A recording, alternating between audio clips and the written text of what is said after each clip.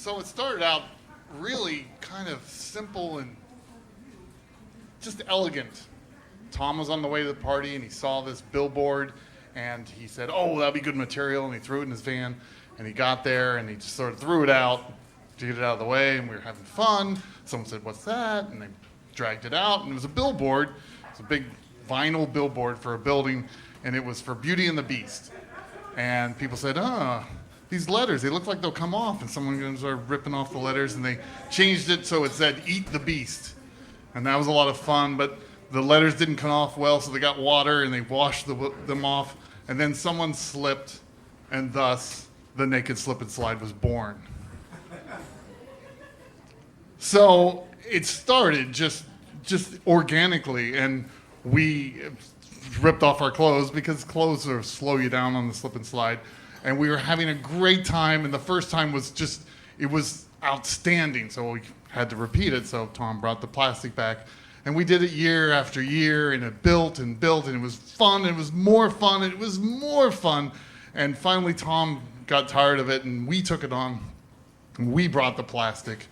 And the event kept building till it got to the point where people started getting hurt, and they would get hurt in characteristic ways. They would forget that they were adults, and the last time they had done slip and slide, they were only 3 feet off the ground, but now they're 6 feet off the ground, and they used to be less than 100 pounds, and now they're more than 200 pounds.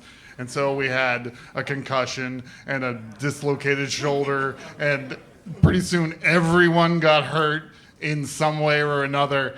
And the worst injuries of all were the ones where someone would step on the plastic and their feet would slip out from under them and their head would smack against the ground like a watermelon being dropped off a table. And it was disturbing. I have PTSDs or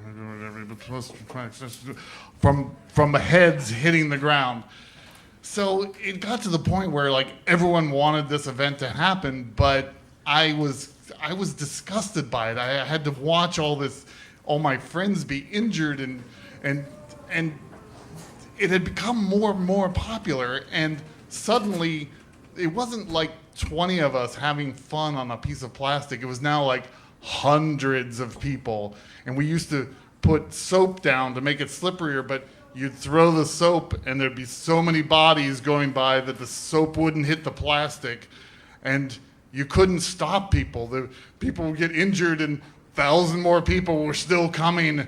And I thought, oh my God, I'm responsible for all this. I facilitated all this injury, and after about 8 years, it had reached this peak, this crescendo where just there were hundreds of people, and it was a continuous train of people, and my job was just to go and grab the injured people and drag them out of the way before they got hit and more injured. So it's in this chaotic slew that I see this guy, and he's really high. He is really high. And he's got that kind of eyes going in different direction kind of high. And he comes and he steps on the plastic and it slips and his head whacks against the ground, and I'm right there, and it's just like, oh God, this one's going to the hospital. So I run over to him, and he's trying to desperately get up, and I'm like, dude, just stay down, just stay down. I know, you're fine. I know, just, and I couldn't get him to lay down, but I got him to sit. And I went over to the EMT and I said, you're gonna need to see this one. He goes, who is it? And I point to him, and the EMT goes, which I thought was kind of harsh for an EMT, but I was busy rushing off to other injured people. So hopefully that's being handled. A few minutes later, the EMT comes up to me and he says, yeah, I just wanted to tell you why I reacted that way. That guy has been a problem all day long. And I'm like, oh, sorry. And that's not the half of it. The genital warts. And I'm like, what? And the guy is standing in line again. He's maybe over at the edge of the bar there from me. And I look over, and from 30 feet away, yep, genital warts.